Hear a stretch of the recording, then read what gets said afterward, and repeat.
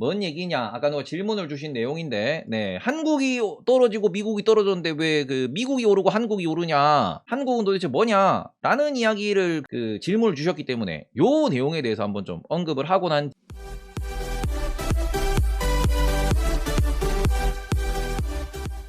네이버보다 재미있는 테이버. 한국이 떨어지고 미국이 떨어졌습니다. 그리고는 왜 미국이 오르고 한국이 오릅니까? 자, 보시면은 다른 거보다 일단은 한국은 고점이 반도체 기준으로 2020년, 2021년 8월이고요. 미국의 고점은 언제냐 그러면은 2021년 11월입니다. 근데 국내도 이거는 지수 기준으로 이제 생각하시는 분들이 아니 한국이 이제 지수를 보여드릴게요. 지수를 보여드리면은 한국 자체가 니 볼 때 얘기할 때 작년도에 보면은 여기잖아 7, 8월 7월이네. 작년 여기가 고점이잖아.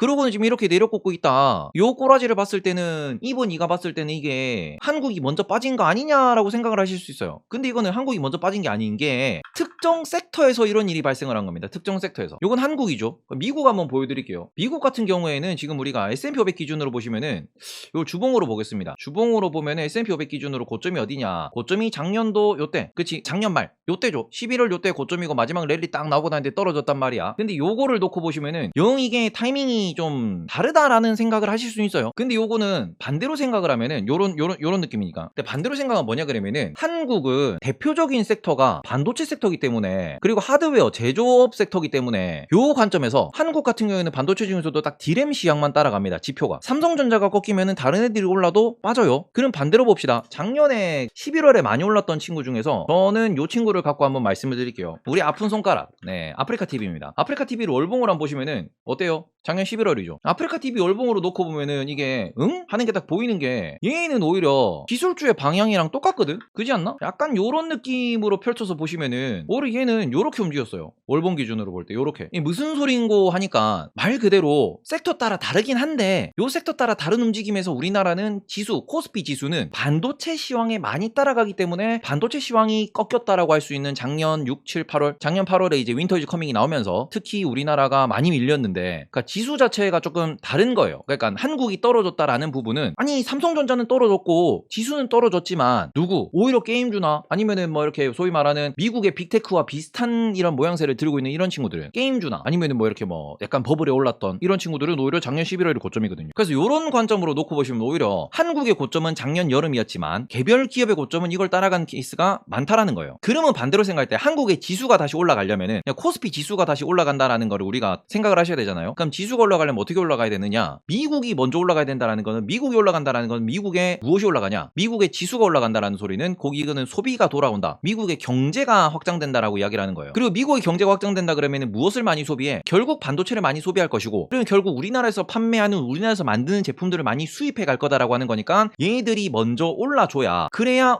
우리나라에서도 물건을 수출을 많이 하게 될 것이고 그럼 이 관점에서 우리나라의 지수도 따라 올라가겠죠. 그냥 우리나라가 지금 어떻게 보면은 그 떨어질 때는 먼저 떨어지고 먼저 쳐맞는 케이스가 좀 많긴 해요. 근데 그런 관점에서 지금 미국 같은 경우에는 오히려 이야기하는 부분이 뭐냐 그러면은 지금 미국의 경기가 좋냐 안 좋냐 그저께 발표된 지표를 보시면은 미국의 심리 지표가 혹은 미국의 소비 지표가 어저께 발표됐죠. 많이 꺾였습니다. 심리도 많이 꺾였고 소비도 많이 꺾였다. 이거는 무슨 소리냐 그러면은 지금은 소비가 죽고 있는 이런 시기다라는 거. 그리고 요 상황에서 소비가 죽는다라고 했을 때는 앞으로는 어디가 됩니까? 소비가 다시 늘어날 일이 남았다라는 거죠. 그럼 지금 확인해야 되는 거는 저점 확인. 그러니까 요 부분이 지금 투심을 누르고 있다라는 거예요. 저점 확인한다고 하고 난 뒤에 올라간다 혹은 이 정도면은 이제 인플레 고점이 지났다. 그리고는 뭐 경제라고 하는 것에 대한 부담감이 최저치가 됐다라고 하면은 올라갈 겁니다. 그게 두려워서 이미 우리는 6개월 동안 지수가 빠졌어요. 이동안 발생했던 일이 뭐냐 그러면은 첫 3개월 동안 1Q GDP가 마이너스 성장을 했고요. 2Q GDP도 지금 예상치가 나왔는데 마이너스 1%로 나왔습니다. 그리고는 분기별 GDP가 다시 돌아선다, 성장한다라는 걸 보이면은 그러면은 계속 말씀드리는 게 V자가 아니고 요렇게 올라갈 거예요. 요렇게. 요게 아니고 요렇게. 그러니까 올라는 가는 이유는 특히 미국 시장이 올라간다라고 말씀드린 이유는 뭐냐 그러면은 얘들은 계속 말씀드리잖아. 자사주소가. 뭔가를 태운다라는 거고 매입하고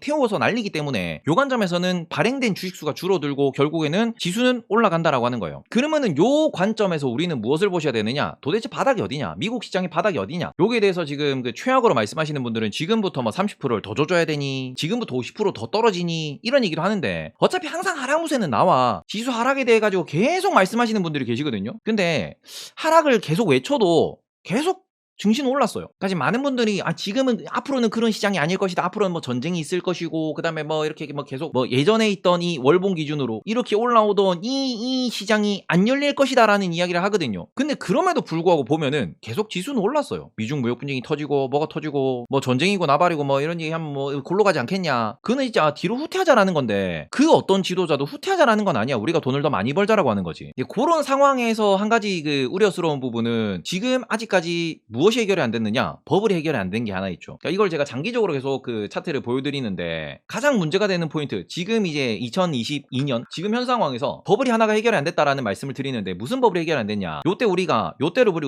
보고 우리가 IT 버블이라고 부릅니다. 그리고 이때 어디에 버블이 생겼냐? 이때는 주식의 버블이 생겼다라고 계속 말씀을 드리죠. 그리고는 주식이 다 터지고 올라갑니다. 그리고는 요때 같은 경우에는 누구의 버블이었냐? 월스트리트의 부동산 버블이었죠. 파생 상품의 버블이었어요. 부동산 버블이라고 볼 수 있고 파생의 버블이라고 볼 수 있는데 그것들이 다 터지고 가면서 미국의 집값이 어쩌고 저쩌고 월스트리트가 어쩌고 저쩌고 그러면서 돈을 엄청나게 풀었습니다. 근데 지금은 무슨 버블이 생겼냐? 때 동안 우리는 버블이 주식이 버블이다라고 생각하는 분들도 계신데 저는 주식이 버블이 아니다라고 말씀을 드리는데 왜 그러냐 그러면은 주식은 버블이 이미 한번 터져봤기 때문에 사람들이 상당히 경계를 많이 했어요. 그리고는 파생상품 시장 월스트리트의 방만한 경영 이것도 한번 우리는 겪어봤기 때문에 많은 분들이 주의를 기울입니다. 우리나라가 아직까지 외환시장에 대해서 전면적인 개방을 못하는 이유, 24시간 개방을 못하는 이유가 이때 겪었던 IMF 때문이잖아. 20년 동안 우리는 그게 트라우마로 남아있어요. 대한민국은 IMF, 일본은 버블 붕괴. 그런 부분에 있어서 일본은 아직도 금리를 못 올리고 있어. 버블이 또 터질까봐. 그런 관점을 놓고 보면은 미국은 이미 주식에서 한번 쳐맞아봤고요. 이미 파생상품에서 한번 쳐맞아봤어요. 근데 이번엔 어디 버블이 꼈어요? 코인이죠. 그리고 코인 시장의 버블이 아직 해결이 안 됐습니다. 비트코인이 60K를 갔다가 지금 20K로 빠졌는데 계속 말씀드리는 게 20K를 지켜야 된다. 뭐가 터지는 동안? 코인 버블이 터지는 동안 20K를 지켜내면은 큰 문제 없이 넘어갈 거예요. 근데 코인 버블이 터지는 동안 20K를 못 지켜내고 이게 다시 15K, 10K로 떨어지면은 한 번 더 조지고 가겠지. 버블이 터지는 거니까. 그 부분에 대해서 지금 걱정을 많이 하고 있는 거고 아마 이 다음 버블은 저는 이렇게 예상합니다. 이 다음 버블은 뭐냐? 그거는 정부 버블이에요. 특히 미국 기준으로. 정부는 항상 버블이 껴있긴 한데 정부는 항상 어떻게 보면은 그 미국 정부는 계속 어떻게 보면 적자 경영을 하고 있기 때문에 방만한 경영 체제고 그러니까 언젠가는 터진다 얘기를 하는데 특히 코로나 때 어마어마한 돈을 풀면서 정부가 돈을 찍어내고 그 돈으로 경제를 돌렸거든요. 그러니까 지금 문제가 되는 거 앞으로 문제가 될 거는 뭐냐? 미국 정부의 버블일 겁니다. 아직까지 근데 미국 정부의 버블이 문제가 되진 않거든. 그러면은 그런 관점에서는 일단 저는 어떻게 생각을 하느냐? 아직은 많이 조정을 받았고 고점 대비 마이너스 20%, 마이너스 25% 정도 빠져있는 이 상황에서 여기서 더 빠질 거냐? 라는 부분에 대해서는 개인의 판단을 좀 많이 좀 머리를 굴려보셨으면 좋겠어요. 왜냐? 그러니까 정부가 돈을 많이 풀고 정부가 엄청나게 많은 돈을 풀면서 이 소비가 어디로 갔냐? 이게 다 기업으로 연결되죠. 그럼 이 관점에서 이미 정부가 돈을 찍어냈고 그 돈은 기업한테 흘러들어가고 기업은 그걸로 재투자를 하고 이미 그걸로 경제 규모는 확장된 상황이기 때문에 장기 보유를 관점으로 접근하는 분들은 충분히 살만한 가격이다라고 접근하는 분들이 많을 거다라는 거거든요. 아무튼 뭐 그렇게 말씀을 드리면서 증시가 바닥이냐 아니냐에 대해서 많은 분들이 궁금해 하시는데 바닥이냐 아니냐 지수로 보던지 아니면은 가치로 보던지 지금까지 중요한 거는 일단은 뭐 미국 시장이 돌려야 한국 시장이 돌리는 거고 미국 시장이 돌릴 수 있냐 없냐는 다른 것보다 이번에 코인이 어디로 가느냐가 저는 가장 중요하다라고 지금 생각하고 있습니다. 코인이 어디로 가느냐. 그리고는 이 동네가 안정을 찾고 거기에서 인플레가 안정을 또 찾으면서 코인과 인플레가 조금은 좀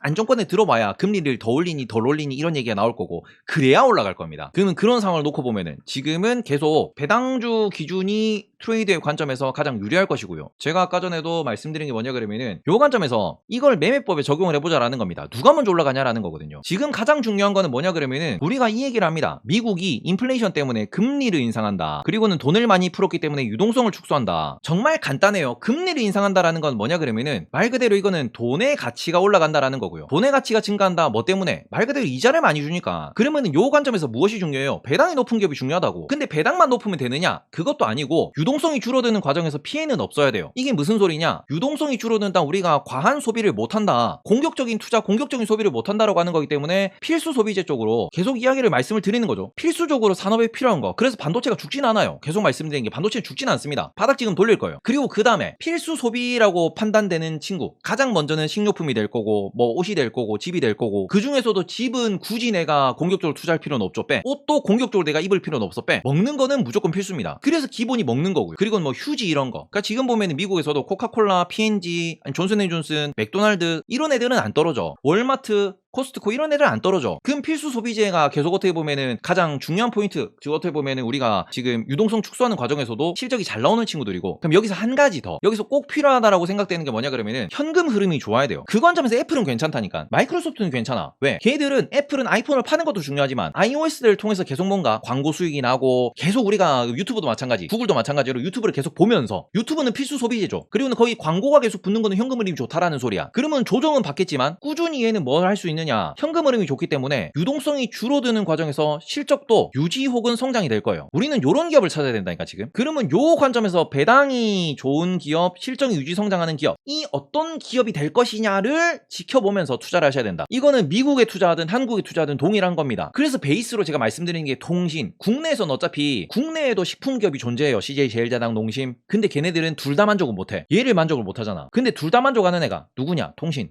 미국에서도 계속 롱충이 롱만 잡는 이유는 미국에는 이게 모두 다 해당되는 기업이 많아요. 코카콜라를 보더라도, 아니면은 우리 월마트를 보더라도, P&G를 보더라도, 존슨앤존슨을 보더라도 배당이 얼마? 대충 3% 내외로 나옵니다. 그리고 실적은 유지되고 성장되는 기업들이지. 그러니까 요런 그 기업들이, 코카콜라도 그렇고 아니면 우리 펩시코도 그렇고요. 펩시코가 그게 뭐지? 티커가?